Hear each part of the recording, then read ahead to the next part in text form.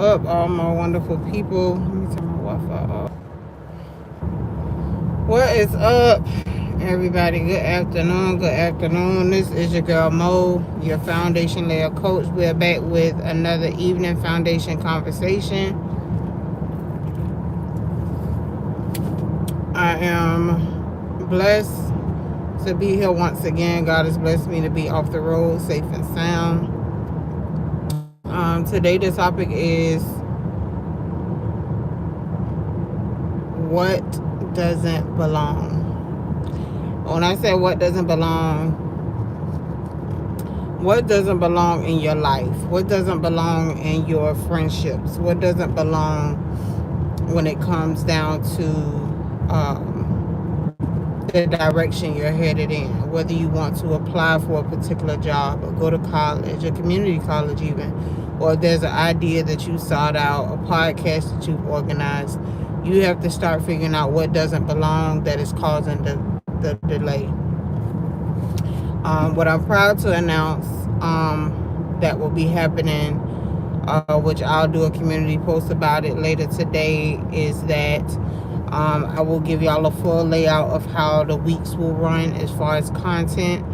And I'm pretty excited to tell you all that I will actually be starting a series that is going to come one video every Friday. And it's specifically, it's not pertaining to the usual that we do in the Rebuilt Empire. It's story times on Friday. So that's what we'll be doing. We'll start doing story times on Fridays. That way you guys get to end off the week with a great opportunity to get to know me on a transparent level.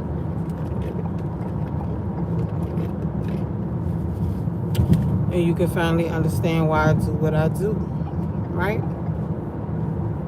I'm excited though. So I want to talk about Naaman, Gehazi, and Elisha.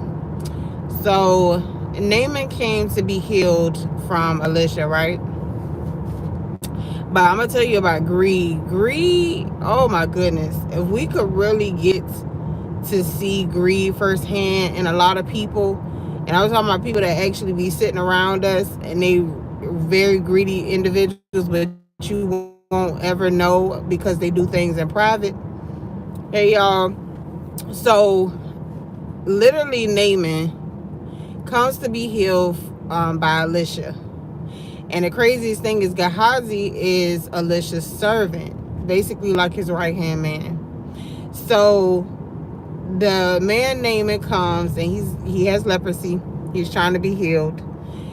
And in the midst of him coming to be healed, he's upset. He's like, I came all this way, bought you gift, come out to see me. You sending your servant to tell me to go dip myself in some water and then I'll be healed, right? So he's upset. He's thinking, this man gonna come out and see me. So Elisha just tells the servant, I don't have to come out there. Just tell him, go and dip yourself in the river of Jordan 7 times and he'll be healed. Okay. So this happens. So when Naaman gets healed, he's shocked. He's like, dang, he ain't even came out the door. And I really got healed by what he told me to go do. That's why it's always good to follow the Lord's instruction. Now, here go Gehazi. So Gehazi, he talking to his mess. He like, see, I told you, Elisha was going to do what he said he was going to do every time, he say something. It's best for you to listen. So Naaman offers Elisha, the gifts. He's like, you've helped me be healed. I want to give these gifts to you. I need to give these gifts to you. Elisha is like, no, I don't want it. My job is to heal people and to make sure that I do what the Lord commands. That's it. So Gehazi sees that Elisha has literally let this man walk away with a whole lot. I'm talking about from money to clothing and so forth. You just let this man walk away with all this. So Gehazi is upset. He follows the man Naaman all the way down the road. So you got one person that left healed, and now you got a second person that walks away mind full of greed. So he runs behind Naaman and he tells the guys to come with him, the guys who ride the horses or whatever, So he goes behind Naaman and he says, yeah, Elisha says, to give us the gifts, we're going to take the gifts that you bought. So I'm talking about this man walks away with so much stuff, from clothing, food, money. So what's so crazy is because when he gets back after taking this stuff for himself, literally Elisha asks him, where have you been? Gehazi says, I haven't been anywhere, So he told him, I haven't been anywhere. So Elisha's like, were you not just at Naaman's chariot taking the same gifts that I rejected? Oh, man. That threw me for a little. I'm like, dang, boy, Elisha was there in spirit? Well, he was, because he called his behind right on out. He called his behind out. When I tell you, y'all gotta read them scriptures. I know a lot of y'all, like, I want to read it, but it really don't register for me, or it really don't click the way it's supposed to click. But I'm telling y'all have to read those scriptures. When I tell you, you will be amazed at some of the things that you find in there, some of the stories that register with your life and the people that you have experienced and so forth. Y'all would be shocked. Okay? Absolutely shocked. And that was crazy to me, because even in people's greed, people tend to lie. Like, even in life today, you might know a person is greedy, but they'll lie about it.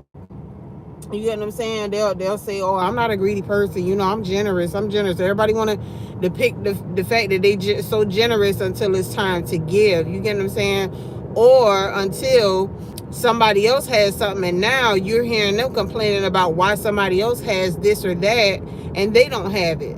But the fact still remain is, just because you see a person on their chapter 50 and you on chapter 20, you don't know what it took for them to get to that chapter 50. You understand what I'm saying? So some people have to sometimes lay off the fact of comparing themselves. That's why the scripture tells us to be content with what you have, because God will make way for you to have a lot with the little that you have. If you think about even the lady who was the widow, and she had the olive oil, and she went to Elisha and she says, my husband she tells him, oh, I'm a widow now, and the creditors, they coming to get my stuff, and I don't know what I'm gonna do. Elisha literally tells her, what do you have in your house? She said, oh, I only got olive oil. Okay, he said, well, go outside, take your sons, go get the reservoirs, go in your house, close your door, pour all the olive oil inside of the reservoirs until you can't pour no more, and once that's done, he said, go and sell all of that, pay off your debts, and live off the rest that you have. You understand? So people have to realize that, be content with what you have, because God will make do for you to have so much of what you have. People have gifts that they don't use, and God trying to use those so you can make millions. People around here having a mumble and grumble about a job, but the thing is, if you exercise the things that you have, it'll increase so much. People don't realize that it will increase entirely for you. But people have to literally use what they have. People are too busy worrying about what other people got. Stop focusing on your neighbor. That's a lot. Like, that's one of the out of the 10 commandments. That's another one too. That's a deadly sin. Do not covet. Do not covet your neighbor's things. Do not look at what somebody else has and then automatically think, this should be for me. Why can't this happen for me? Stop thinking that way. It's a simple way of thinking when we are looking at what other people have and think that we should have what they have. It doesn't matter what they have, because they probably didn't get what they have the right way. And when you finally get yours the right way, you want to be able to keep it. Because when people don't get it the right way, they don't keep it. They may play for a while, but they don't play all the time.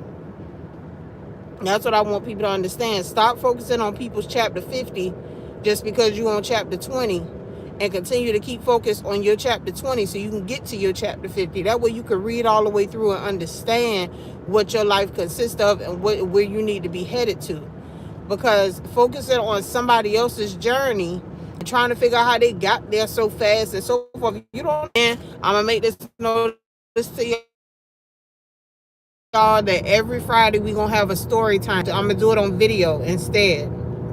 It's gonna be a story time every single Friday. It's not gonna be anything pertaining to what I usually do with the Rebuild Empire, but I want y'all to check those story times out. They are going to be crazy stuff that is really going to bring forth transparency when it comes down to y'all getting to know who I am. And I know a lot of people are like, well, ain't nobody want to know who you are. Yeah, I get that. But I'm talking about stories that will resonate with other people. They don't have nothing to do with, hi, my name is... No, that's not what that's... But just check it out on Fridays. It'll be coming out one story time per Friday. It ain't going to be every day. But nevertheless, like I said, I want y'all to do not covet what other people have. Make sure that you are focused on what you have. Be content with what you have, because when you are not content, that's when your life start to get a little shaky. Because now God want to see if you, what are you jealous or envious? He don't be jealous or envious of people. That's the worst thing that you could do, is be jealous or envious of folks. Because when you finally get your turn and people jealous and envious of you, you're going to be pissed. Because now you trying to figure out why people feeling some type of way, because you got a little something, because you got a little change, you know? So make sure that you do what is necessary for the sake of you and nobody else.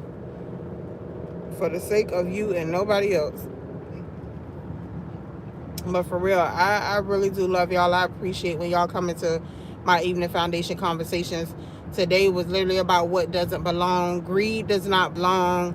Envy does not belong. Jealousy does not belong. Things that will cause you to be of harm to other people does not belong. You need to think about what people are doing to harm you when it comes down to your ideas, when it comes down to things that you want to experience in life, when it comes down to businesses you want to open. You're telling people who may be secretly envious or jealous of you. Keep things to yourself until it is time. Even Nehemiah stated, he said, for I had not yet told anybody the things in which God had placed in my heart. And I want you to understand that that has everything to do with you as well. Stop telling people your business before you can get to the finish line, or you won't get to the finish line. You understand? You will never get to that point in your life of success if you keep telling people what's going on before you even get it started or get it done. Simple and plain. Okay? But I love y'all.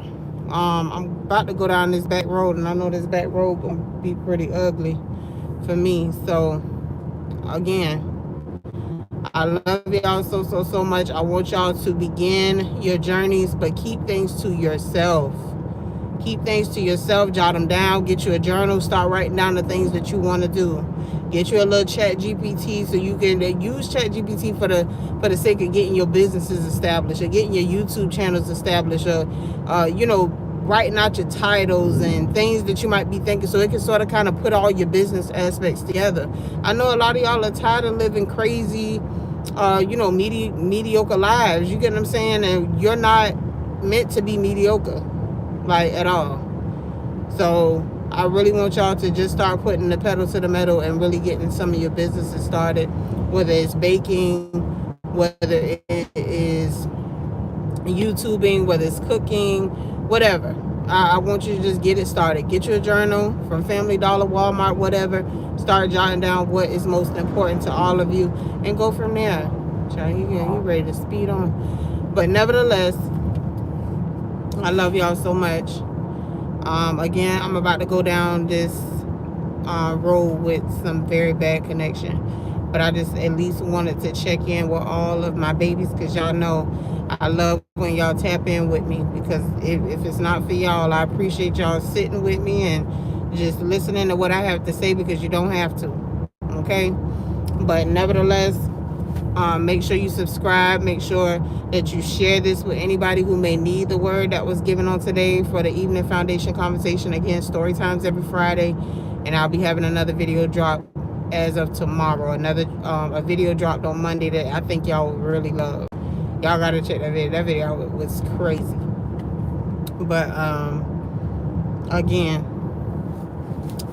start renewing and rebuilding your life by tearing down the barriers that you have allowed to build itself in your life, because some of y'all are scared to go to the next level, and I don't want you to be afraid, because there is so much away side of life, the successful part. But I love y'all so much.